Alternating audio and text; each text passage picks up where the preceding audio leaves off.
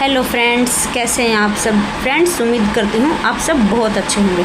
तो फ्रेंड्स, मैं रिंकू आपके अपने YouTube channel Rinku Nehra education point से आज आपके सामने लेकर आई हूँ क्लास 11th का बायोलॉजी का जो सब्जेक्ट है उसकी यूनिट फर्स्ट। और इस फर्स्ट यूनिट में फ्रेंड्स हम पढ़ने वाले हैं, यानी कि हमारी जो फर्स्ट यूनिट है that is diversity in the living world. और इस यूनिट में हम 4 चैप्टर्स को पढ़ने वाले हैं। First chapter is the living world, second chapter is biological classification, third chapter is plant kingdom and fourth chapter is animal kingdom.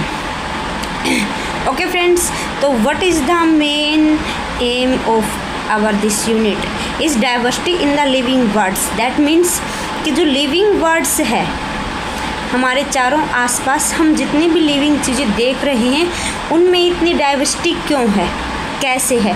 Diversity means there are something different, इनके उनमें विभिन्नता क्यों पाई जाती है। फॉर एग्जाम्पल, कोई यूनिसेलुलर ऑर्गेनिज्म है, कोई मल्टी सेलुलर है, कोई प्लांट है, कोई एनिमल है। और एनिमल्स में भी अलग अलग तरह के एनिमल्स हैं। कोई बाई न्यूक्लिएटेड है, कोई यूनि न्यूक्लिएट है, कोई मल्टी न्यूक्लिएट है। तो ऐसे हम देख सकते हैं कि हमारे चारों तरफ अलग अलग तरह के ऑर्गेनिज्म हैं, वो हमें देखने को मिलते हैं। तो इस पूरी यूनिट में हम इन्हीं चीज़ों के बारे में पढ़ेंगे कि लिविंग वर्ड है क्या, और जो लिविंग वर्ड है फिर उसका बायोलॉजिकल क्लासिफिकेशन कैसे किया गया, क्यों ज़रूरी था इसका बायोलॉजिकल क्लासिफिकेशन करना।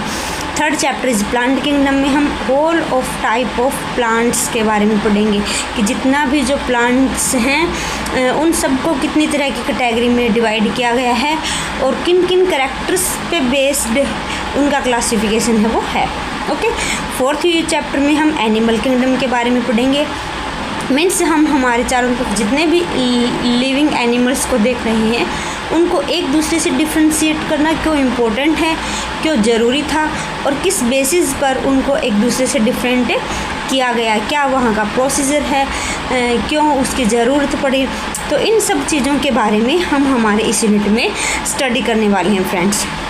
तो मैं आपको NCERT बुक की लाइन टू लाइन एक्सप्लेन करने वाली हूँ, तो आप बने रहिएगा इस वीडियो के लास्ट तक और वीडियो को स्किप करके मत देखिएगा, क्योंकि अगर एक लाइन भी आपकी छूट गई तो आगे फिर आपको समझ में आना थोड़ा सा डिफ़िकल्ट हो जाएगा।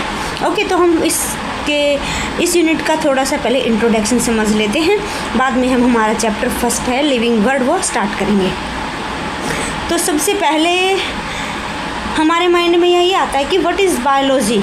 तो यहाँ से हमें है ना हमारी बायोलॉजी की जो डेफिनेशन है वो एक तरह से थोड़ा सा समझ में आएंगी। तो बायोलॉजी इज़ द साइंस, कि बायोलॉजी वो साइंस है। Biology is the science of life forms and living processes, इनके जितने भी लिविंग प्रोसेस हैं और लाइफ की जितनी भी फॉर्म्स हैं। लाइफ फॉर्म्स अभी हमने थोड़ा सा डिस्कस किया है कि कहीं हमें यूनिसेलुलर ऑर्गेनिज्म देखने को मिलते हैं, कहीं मल्टी सेलुलर, कहीं स्मॉल साइज्ड, कहीं बिग साइज्ड एनिमल्स हैं, कहीं हमें एक्वेटिक लाइफ दिख रही है, तो कहीं हमें टेरेस्ट्राइल लाइफ हमें दिख रही है। तो यानी कि लाइफ फॉर्म्स हैं और उनका लिविंग प्रोसेस है, इनको स्टडी करना ही बायोलॉजी है। Okay, the living word comprise an amazing diversity of living organism. और जो भी लिविंग वर्ड है, कंप्राइज मीन्स कंटेन्स, यानी कि इसके अंदर समाहित है। तो लिविंग वर्ड्स में बहुत सारे लिविंग ऑर्गेनिज्म की जो लाइफ लिविंग प्रोसेस हैं वो कंटेन हैं, भरे पड़े हैं, बहुत सारे इसमें शामिल हैं। Early man could easily perceive the difference between इनेट matter and living organisms. तो अर्ली मैन था, यानी कि आदि पहले के टाइम पे जो इंसान था वो उसको इजीली डिफ्रेंशिएट कर सकता था इनएनिमेट मैटर और लिविंग ऑर्गेनिजम्स में। ओके फ्रेंड्स, इसमें हमारे इतना ही कुछ 2-4 लाइनें यही इंपॉर्टेंट थी कि वास्तव में हम बायोलॉजी में क्या पढ़ने वाले हैं। तो चलिए अब हम हमारा चैप्टर फर्स्ट है उसके बारे में थोड़ा सा डिस्कस कर लेते हैं। तो चलिए फ्रेंड्स, हम स्टार्ट करते हैं our first chapter the living world. तो how wonderful is the living world, कि जो हमारा चारों तरफ का संसार है, लिविंग जो वर्ड है वो कितना वंडरफुल है, कितना अमेजिंग है, मीन्स कितना अद्भुत है। अद्भुत मीन्स यहाँ पे डिफरेंट टाइप्स की चीज़ें हमें देखने को मिलते हैं, हर चीज़ में हमें डिफरेंट कुछ देखने को मिलता है। The wide range of living types is amazing. तो वाइड रेंज मीन्स यानी कि लिविंग टाइप्स हैं उनकी जो वाइड रेंज है, मीन्स जो हर तरफ वो फैले हुए हैं, वो अमेजिंग है, जो देखने के लायक है। The extraordinary habitats in which we find living organisms, इनके जो एक्स्ट्रा ऑर्डिनरी हैबिटेट्स हैं, इनके जो अलग अलग तरह के हैबिटेट्स हैं, अलग अलग तरह के रहने की जो जगह हैं जहाँ पे लिविंग ऑर्गेनिजम्स हमें मिलते हैं। बी इट कोल्ड माउंटेन्स, ठंडी माउंटेन्स हैं, डिसीडियस फॉरेस्ट, अलग अलग तरह के फॉरेस्ट हैं, ओशियंस हैं, फ्रेश वाटर लेक्स हैं, डेजर्ट हैं और हॉट स्प्रिंग हैं। लिव अस स्पीचलेस, और लिव्स अस स्पीचलेस का मतलब है ये हमें निशब्द बना देते हैं। निशब्द माने हमारे पास बोलने के लिए कुछ वर्ड नहीं होता। वर्ड अब क्यों नहीं है, अगर इस लाइन को थोड़ा सा अच्छे से हम एक्सप्लेन करते हैं तो एक बार हम कोल्ड माउंटेन्स में हम लाइफ देख रहे हैं, फिर फॉरेस्ट में देख रहे हैं, फिर ओशियंस में देख रहे हैं, फ्रेश वाटर लेक में देख रहे हैं, डेजर्ट में देख रहे हैं और हॉट स्प्रिंग मीन्स देख रहे हैं, यानी कि गर्म पानी के झरने। तो ये सब अपने आप में अलग अलग तरह के हैबिटेट्स हैं, यानी कि इन हैबिटेट्स की आपस में कोई सिमिलरिटी नहीं है, लेकिन फिर भी सब जगह पर क्या होता है, लाइफ सर्वाइव कर रही है, ऑर्गेनिज्म इजीली सर्वाइव कर रहे हैं, ग्रो कर रहे हैं, रिप्रोड्यूस कर रहे हैं। तो that means this is called as extraordinary habitat. The beauty of a galloping horse, galloping horse means कोई दौड़ता हुआ घोड़ा, सरपट दौड़ता हुआ घोड़ा। Of the migrating birds, migrate करते हुए बर्ड्स यानी कि एक जगह से दूसरी जगह पे जाने वाले birds. The valley of flowers यानी कि फूलों की घाटियाँ, और attacking shark evokes you and a deep sense of wonder. तो इनके अटैकिंग शार्क यानी कि जब कोई शार्क है, कोई शार्क फिश जो होती है वो अटैक करती है, तो इस तरह से इनके उनमें डिफरेंट है वो देखने को मिलता है।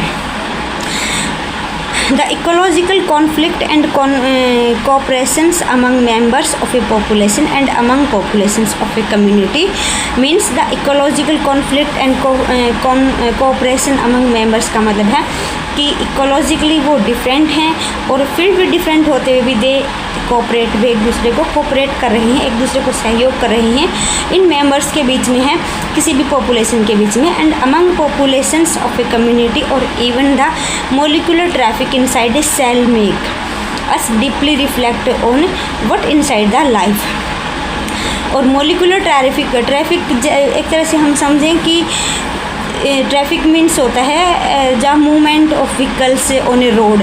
तो यहाँ पे हम सेल की बात कर रहे हैं, तो सेल्स के अंदर जितने भी मॉलिक्यूल्स के मूवमेंट हो रही है, जैसे कि साइटोप्लाज्म की मूवमेंट हो रही है, साइटोप्लाज्म में बहुत सारी सेल ऑर्गेनेल्स प्रेजेंट होती हैं, न्यूक्लियोलस प्रेजेंट है, तो देयर इन यानी कि बहुत सारी चीज़ें सेल के अंदर प्रेजेंट हैं और उनमें ट्रैफिक है मीन्स मूवमेंट है। तो डीपली रिफ्लेक्ट ऑन व्हाट हमारे ऊपर एक रिफ्लेक्शन डालती है, हमें सोचने पर मजबूर कर देती है कि इंडेड इज़ लाइफ, की वास्तव में लाइफ के अंदर है क्या। This question has to implicit question within it. तो अब ये क्वेश्चन है ना, वो अपने साथ फिर से दो तरह के क्वेश्चंस को अराइज करके आता है। First question is a technical one, पहला जो क्वेश्चन है वो टेक्निकल क्वेश्चन है। And 6 answer to what live is as opposed to the non living, कि जो लिविंग है वो अपोज्ड का मीन्स अपोजिट है नॉन लिविंग के। तो पहला तो हमें ये बता देता है कि जो लिविंग चीज़ें हैं, जो लिविंग ऑर्गेनिजम्स हैं, वो नॉन लिविंग का कम्प्लीटली अपोजिट हैं। And the second is a philosophical one, और जो सेकंड जो हमारे माइंड में क्वेश्चन आता है वो फिलोसफी को ध्यान में है, जैसे कि दार्शनिक के तरह से। And 6 answer to what is the purpose of life is, कि वास्तव में लाइफ का पर्पज़ क्या है। एज साइंटिस्ट यानी कि एक साइंटिस्ट के तौर पे we shall not attempt answering the second question. हम अभी तक ये सेकंड क्वेश्चन है, सेकंड क्वेश्चन मीन्स कि what the purpose of life is, ये जो क्वेश्चन है इसका सेकंड क्वेश्चन का हमें आंसर नहीं मिला है। We will try to reflect on what's living, what is living. हम इसको इस तरह से थोड़ा सा जानने की ट्राई कर रहे हैं कि व्हाट इज़ लिविंग, कि वास्तव में लिविंग है क्या। ओके फ्रेंड्स, इसके हम नेक्स्ट टॉपिक की means diversity in the living words के बारे में हम कल स्टडी करने वाले हैं, अदरवाइज़ हमारा जो वीडियो है बहुत लेंथी हो जाएगा। तो फ्रेंड्स बने रहिएगा वीडियो के लास्ट तक, और ऐसे ही नए वीडियोज़ के नोटिफिकेशन के लिए आप मेरे चैनल को सब्सक्राइब कर दीजिएगा।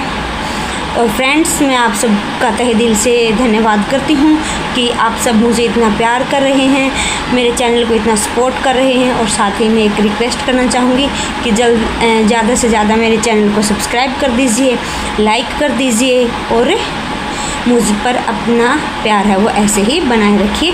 कमेंट्स में मुझे बताइएगा कि आपको मेरी वीडियोस कैसी लग रही हैं, या इससे रिलेटेड कोई भी क्वेरी आपके माइंड में हो तो मुझे कमेंट ज़रूर कीजिएगा। ओके, मिलते हैं नेक्स्ट वीडियो में। Thank you.